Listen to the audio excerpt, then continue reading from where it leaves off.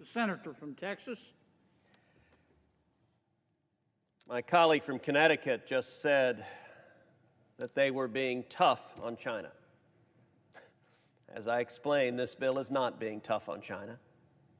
But a bit of good news, they will have the opportunity moments from now to, in fact, be tough on China.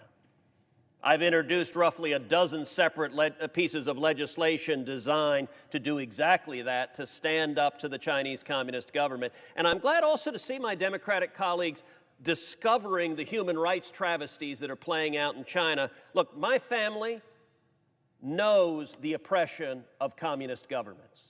My father was imprisoned and tortured in Cuba. My aunt, my tia Sonia, was imprisoned and tortured by Fidel Castro's thugs. So when it comes for standing for dissidents, there's a reason why for 8 years I've gone to the Senate floor over and over and over again speaking up for dissidents that are being tortured and oppressed by communists.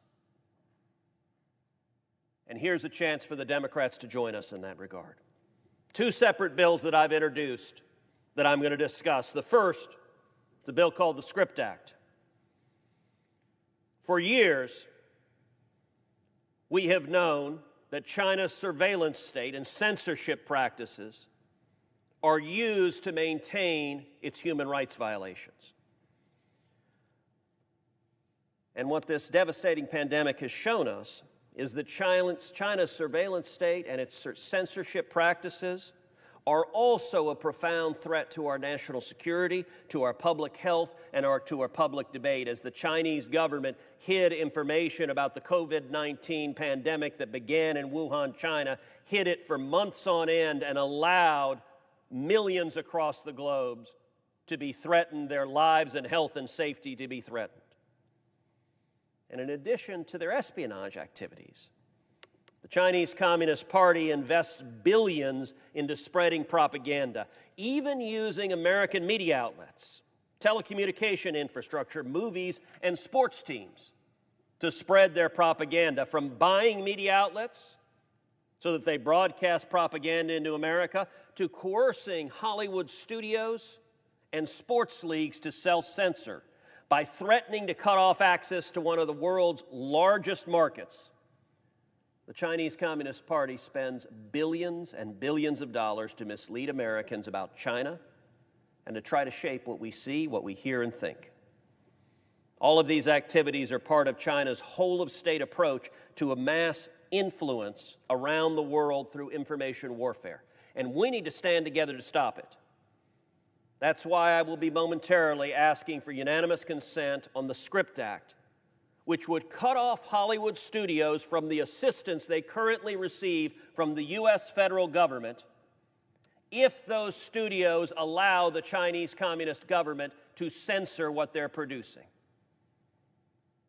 We've seen this pattern over and over and over again, Hollywood being complicit in China's censorship and propaganda in the name of bigger profits. Bohemian Rhapsody, wonderful biopic of Freddie Mercury, story of the band Queen. Well, the Chinese government was upset that Freddie Mercury was homosexual and demanded that Hollywood censor out scenes that showed that Freddie Mercury was homosexual. And Hollywood, those great woke social warriors that they are, compliantly said, we're more interested in the money than in artistic integrity, than in telling Freddie Mercury's story, so the Chinese government will happily edit out those scenes. Doctor Strange, another movie, comic book movie, in Doctor Strange, they changed the Ancient One's character from being from Tibet, which is how it's portrayed in the comic book, to Celtic. Because, you know, the Chinese communist censors, they don't want to recognize Tibet, another area that has been subject to persecution and oppression from China, and Hollywood meekly complied. In the sequel to Top Gun, the back of Maverick's jacket, if you remember the first Top Gun, maybe the greatest Navy recruiting film ever made, the back of Maverick's jacket, you find the Taiwanese flag and the Japanese flag. The Chinese censors didn't like that. And so Hollywood meekly removed the flags. What does it say to the world when Maverick is scared of the Chinese communists?